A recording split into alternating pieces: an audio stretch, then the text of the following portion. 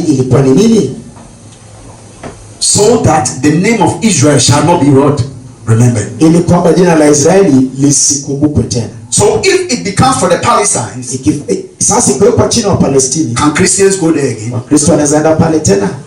I'm talking to a church here. No. Can Christians go for a pilgrimage? No. Wataenda pale tena kweli? It shall no more be existing. Hawataenda. Is that also? Sivyo. And have they ruled? They ruled, yes. Sasa washatangaza, ndio wametangaza. They voted. Wakapiga kura. And now they have taken the council. Na sasa wamefanya hila. They have taken the what? The council. Wamefanya uamuzi. And what was the conspiracy theory coming from? Na sasa hile ilikuwa inatoka wapi? It was coming before Barack Obama can leave the throne. Ilikuja kabla Barack Obama kutoka uongozini. So America intentionally did not involve themselves. Kwa hivyo Amerika hawakujiweka pale. But they conspired. They were the ones that what? Brought out everything. Lakini hao ndio walipanga. Amen. Now, Donald Trump said, sasa rais he was going to bring the US embassy, which is in Tel Aviv, the capital.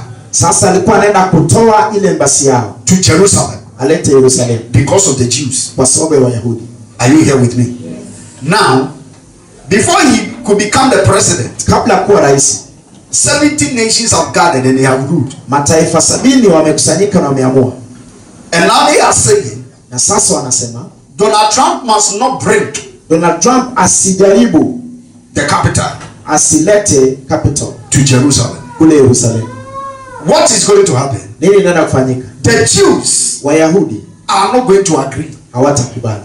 Hello? Hello? Of this conspiracy. And since they are not going to agree with this conspiracy, kwa sababu hawatakubaliana nayo, war must break forth. Lazima vita itokee. Are you following me? Yeah. Are you getting the picture? War must what? Break forth. Lazima vita itokee. Because the Israelites also believe, the Jews also believe those areas are for them. Wayahudi wanajua kwamba sehemu zile ni zao. And they will not sit na hawatakaa tu for them to rule against them. Kuona wale wanawatawala. If Jerusalem is going, if the Jews are going to stand against 70 nations, kama Wayahudi watasimama kinyume na mataifa 70, then the nations must come under the umbrella of the UN. Basi mataifa lazima yaingie chini ya UN. And they must war. Na lazima wapigane. They must fight the Jews. Lazima wapigane na Wayahudi. Don't forget. Usisahau. The Jews got their, they started gathering. Wayahudi walianza kukusanyika during the time of the Jubilee. Wakati wa Jubilee. Hello? Hello? The temple was being destroyed. Hekalu ikaribiwa and was taken over. Na pia ikachukuliwa during the time of Jubilee. Wakati wa Jubilee. 6 days war broke out. Siku 6 kukawa na vita. After another Jubilee. Baada ya Jubilee. Hello? They used 6 days to conquer Jerusalem again. Siku zile pia wakatumia ili kwamba the Jews took over. Wakaweza kuteka nyara Yerusalemu. After another Jubilee. In the period of another Jubilee. Lakini Wayahudi wakachukua tena. Now, sasa another Jubilee. Jubilee nyingine is in 2017. Itakuwa mwaka huu. And in this Jubilee, na mwaka huu, this conspiracy have taken place. Mpango huu umefanywa. And the Jews are not going to agree. Na Wayahudi hawatakubali. And what is going to happen? Nini neno kufanyika? What is going to happen can be found in the book of Ezekiel chapter 36. Kitabu cha Ezekieli 36. Ezekiel chapter 36. Ezekieli 36. We are going to see what is going to happen. Tunaenda kuona nini neno kufanyika. Ezekiel 36. Ezekieli 36. Praise the Lord. Bwana sifiwe. Are you there? Upande kweli. Ezekiel 36. Ezekieli 36. And I read. Ninasoma. Also thou son of man. Na wewe mwana wa damu, prophesy unto the mountains of Israel. Itabiri milima ya Israeli. And say, na useme, ye mountains of Israel, hear the word of the Lord. Enyi milima ya Israeli, nisikieni neno la Bwana. When he's talking about the mountains, he's talking about people. Anapoongea kuhusu milima, anaongea kuhusu watu. Amen. So we can say all people of Israel, unaweza sema wana wa Israeli, hear ye the word of the Lord. Msikize neno la Mungu. That saith the Lord. Naye Bwana asema. So that saith the Lord God. Bwana Mungu asema, because the enemy has said against you. Kwa sababu adui amesema juu yenu. Hello, because the enemy have what? Said against you. Adui amesema kinyume yenu. Aha. Even the ancient high places are ours in possession. Na mahali pa juu pa zamani pamekuwa petu. What is the ancient higher places? Basi hapa pahali patakatifu pa juu ni pa. What is the ancient higher places? Ni wapi mahali hapo? The holy places. Mahali patakatifu. Praise the Lord. Where people go for their pilgrimage. Maana ambapo watu wanaenda because they have said, kwa sababu wamesema, it is our possession. Ni mali yetu. Isn't that what is happening? Yes. No, isn't that what is happening? Sivyo linafanyika. Because they have said, kwa sababu wamesema, it is our possession. Basi ni mali petu pa. Therefore, basi prophesy and say, tabiri useme, that saith the Lord God. Bwana Mungu asema hivi. Because they have made you desolate. Kwa sababu naam, kuwa sababu wamekufanya ninyi kuwa ukiwa. Because they have what? Made who? The Jews. Kwa sababu wamefanya kina nani? Wayahudi. Because they have made them what? Desolate. Wamefanya Wayahudi kuwa ukiwa. Amen. And swallowed you up on every side. Na kuwameza pande zote. They have what? Swallowed you up. Na kuwameza pande zote. How many nations gathered? Ni mataifa 70. Mataifa 70. And they are all stood against who? Jerusalem. Yote wamesimama kinyume na Yerusalemu. Are you now seeing your period now? Sasa unaelewa? Huh? Yes. Good. And he said what? That they might be a possession unto the residue of the heathen, and ye are taken up in the lips of talkers. Mpate kuwa milki kwa mabaki ya mataifa. And are an infamy of the people. Nanyi mwembwa kwa midomo yao waongeao. Jerusalem is going to be mocked by people. Yerusalemu unaenda kuzungumziwa vibaya na watu. And people are going to talk, the mighty Israel. Where is it now? The mighty Jerusalem. Watu wanaenda kusema Yerusalemu kuu iko wapi? Therefore, ye mountains, that means I've said that the mountains signifies what? People. Kwa sababu hiyo enye milima ya Israeli. Ye mountains of Israel, hear the word of the Lord God. Lisikieni neno la Bwana Mungu. Thus saith the Lord God to the mountains and to the hills and to the rivers and to the valleys and to the desolate what? Waters. Bwana Mungu asikia hivi. And to the cities that are forsaken. Na kwa mataifa yaliyoachwa. The cities have been what? And that have become a prey and derision to the residue of the heathen that are run about. Hear me. Basi waliokaribia pande zote. If you go to Jerusalem, ukienda Yerusalemu, hello, the Palestinians are around them. Wapalestina wamezingira. When Ezekiel was speaking about this, wakati Ezekiel alikuwa anaongea, we were not born. hatukuwa tumezaliwa. And when did it happen? Na ilifanyika wakati gani? When is it fulfilling? Wakati wa kutimia. Now. Ni sasa. It has been what? Fulfilled now. Inatimika sasa. So what is going to take place? Sasa nini inaenda kufanyika? This is what is going to happen. Hilo inaenda kufanyika. Therefore, thus saith the Lord God. Basi Bwana Mungu asema hivi. Surely, hakika, in the fire of my jealousy have I spoken against the residue of the heathen. Kwa moto wivu wangu nimenena juu ya mataifa ya mabaki ya mataifa. And against all Idumea, which have appointed my land into their possession with the joy of all their heart, with their what? Spiteful minds, to cast it out for a prey. Na juu ya Edomu yote waliojiandikia nchi yangu kuwa milki yao kwa furaha ya mioyo yao yote. Prophesy therefore concerning the land of Israel, and say unto the mountains and to the hills of the rivers and to the valleys, thus saith the Lord God, behold, I have spoken in my jealousy and in my fury, because ye have borne the shame of the what? Heathen. Therefore thus saith the Lord God, I have lifted up my hand, surely the heathen that are about you shall what? They shall bear their shame. Praise the Lord. Amen. They shall what? Amen. So if you read the verse 22, that is when he saw the valley full of bones. Amen. Stood up to become a great army. Basi hapo mbele ndipo aliona wale ama mifupa ile mikavu. Hello? The valley full of bones, that said to the prophet that, can these bones live again? Yes. He was talking about the destruction and saying that, can Jerusalem revive again? Sasa alikuwa anaongea kuhusu Yerusalemu na kujiuliza. He said that I prophesied to the four winds, and they stood up to become great what? Army. Na baada unabii basi ikainuka kuwa jeshi kubwa. And the Bible says, and I shall open their graves. Is that also? Nitafungua makaburi yao. Building the buried of Jerusalem shall be revived again. Namaanisha kuwa watainuka tena. And when Jerusalem stands on their feet as a great army, na wakasimama kama jeshi kuu, there shall be war. Utakuwa na vita.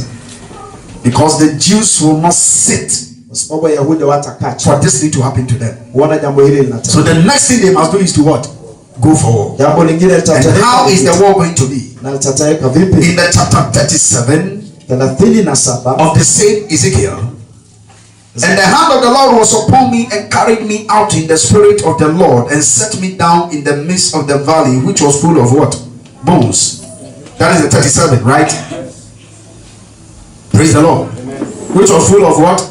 Bones. This is where they revive as great army. If you read the chapter 38, and the word of the Lord came upon me unto me, saying, Son of man, set thy face against Gog, and the land of what? Magog, and the chief prince of Meshech and Tubal, and prophesy against him and say, Thus saith the Lord God, Behold, I am against thee, O Gog, the chief prince of Meshech and Tubal, and I will turn thee back and put hooks into your what? Thy jaws. I will put what? Hooks. Who is going to do that? Into your what? Jaws. And I will bring thee forth, and all thy what? Army, horses and horsemen, all of them clothed with all sort of what? Armor, even a great company with bucklers and shields, all of them handling swords. Persia, Ethiopia, Libya with them. So in this war, what is Persia? Persia stands for the present day Iraq.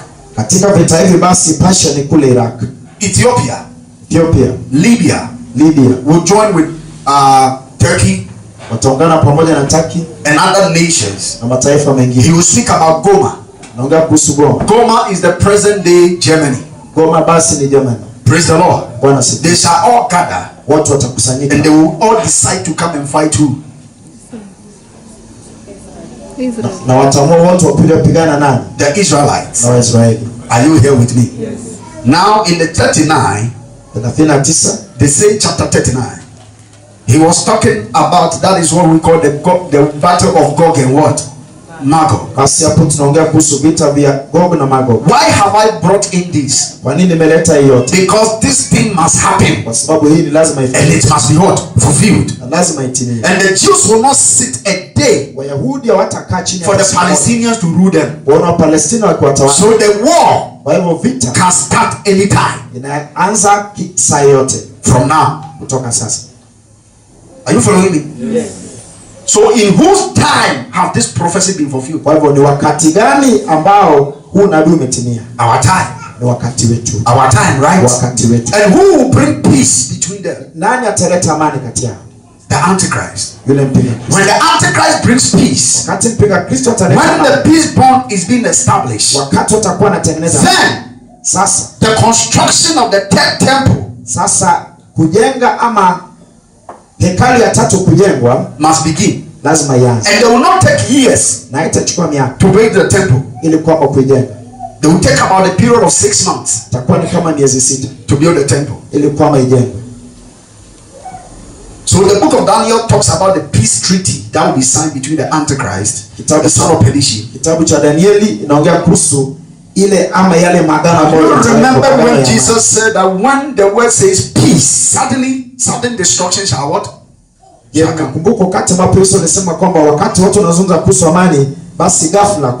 in Matthew chapter 24, Jesus talks about the great tribulation which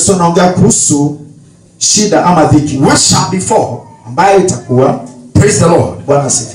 And in this great tribulation, the Bible have given it many names. Jeremiah chapter 30, the name was given to it at the time of Jacob's troubles.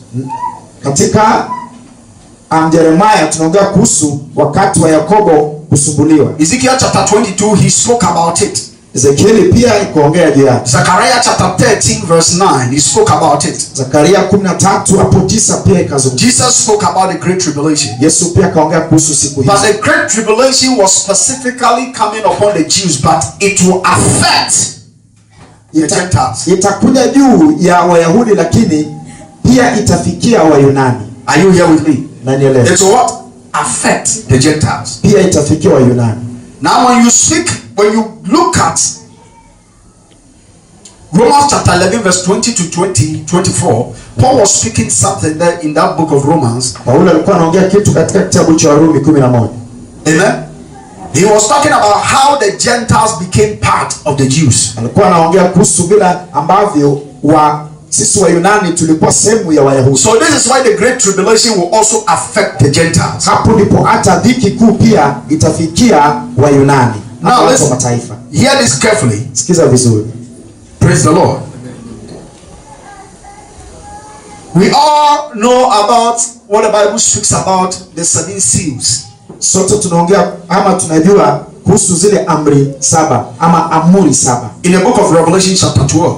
Kitabu cha Ufunuo 12. That he opened the first seal, the first seal, amuri ya kwanza, the second seal, amuri ya pili, the third seal, amuri ya the tatu, fourth seal, amuri ya the fifth seal, amuri ya the tano, sixth seal, amuri wa and sita, the seventh what? Seal. amuri ya 7. And all these seals are something going to take place. Amuri hizi zote ni mambo ambayo yanaenda kutokea. Praise the Lord. Bwana asifiwe. Let's jump quickly to the book of Revelation chapter 12 quickly. Tuangalie Ufunuo 12. Revelation chapter 12. Ufunuo 12. Revelation chapter 12. Ufunuo 12. Amen and amen. Amina. It is about time that as a believer you need to equip yourself. Takana kama Wakristo tuwe tunajiandaa. Because everything has been fulfilled in our eyes. Sababu chochote, everything is going on right in our eyes. Kila kitu kinaendelea na kimetimia. Revelation chapter 12. Ufunuo 12. Are you there? Upale. Praise the Lord. Bwana asifiwe. Are you there?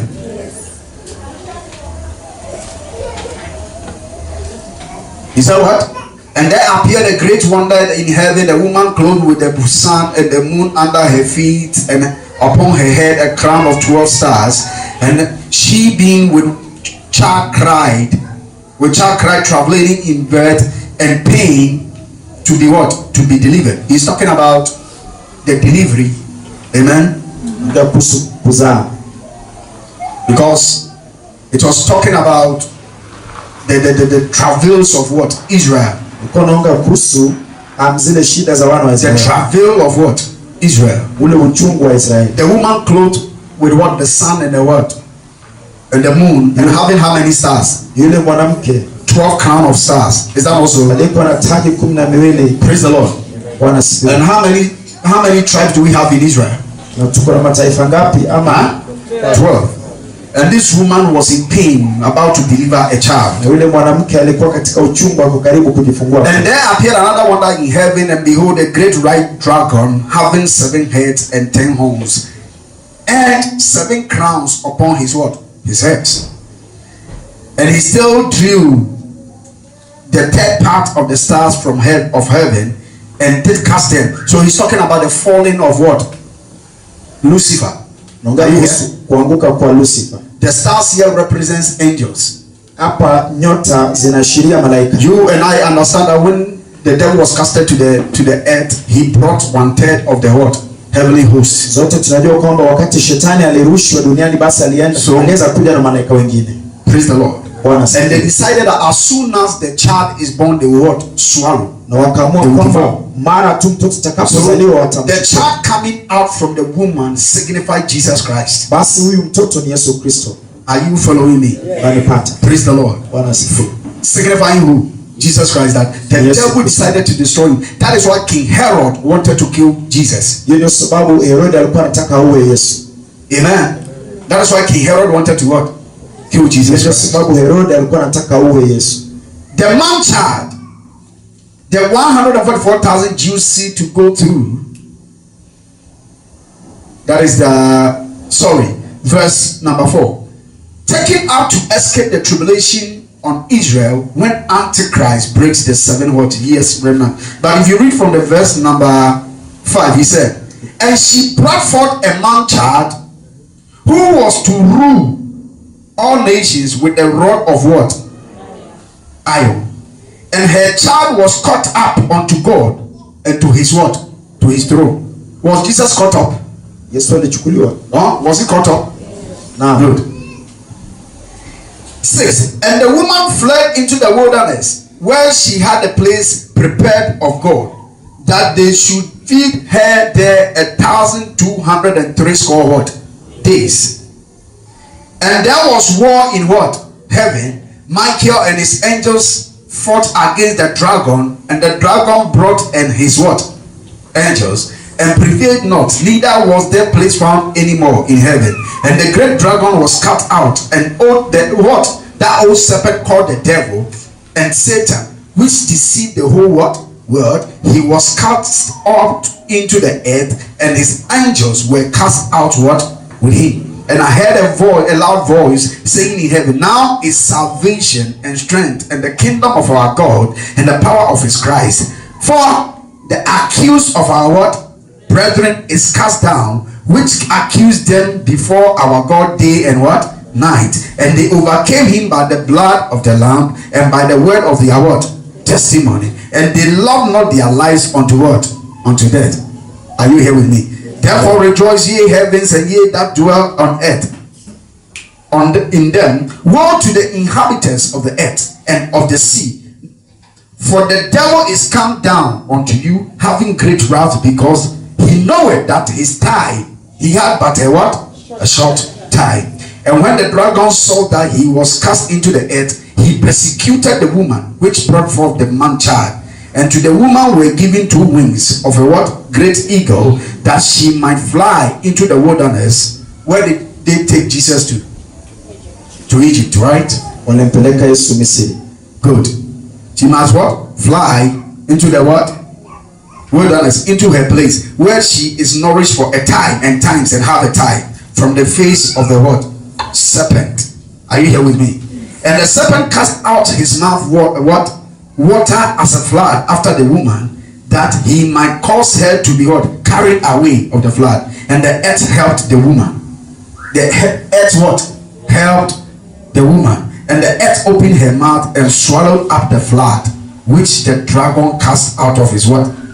And the dragon was wroth with the woman, and went to make war with the remnant of her seed. To make war with the remnant of her of her seed. Amen. Amen. Which keep the commandments of God. So who are the people that keep the commandments of God? And have the testimony of Jesus Christ. Who are those who have the testimony of Jesus Christ? Those who preach about Christ. Do you preach about Christ? You don't. Amen. Praise the Lord. So if you read the chapter 13, it talks about the beast. Are you here with me? So when we are talking about the seal, amen. When we are talking about the seal, when you go, just read it, because you will find it. He said the first seal, he saw what? A man riding on a white On a white horse. And how he's going to reign. And he said after that he saw a red horse, right? Praise the Lord. He saw what? A red horse. And the red horse made war. That means he came to make war. Is that also? Red signifies what? Blood. So it signifies how many blood will be shed. And he speak about what? A black horse. And the Bible says the one who was sitting on the black horse was holding what? How do they call it? That thing that they used to measure. The scale in his hand. Amen. And he said, he was talking about famine and hunger. So after the war is being broke forth, there shall be hunger. Amen. Amen. And talk about the fifth seal. Sorry, the pale horse. The Bible says the pale horse, he that sits on the horse is called death. And Hades followed him. Is that also the pale horse, the rider, and the what? The Hades following the horse. Talking about how many people will die and will be what? Buried.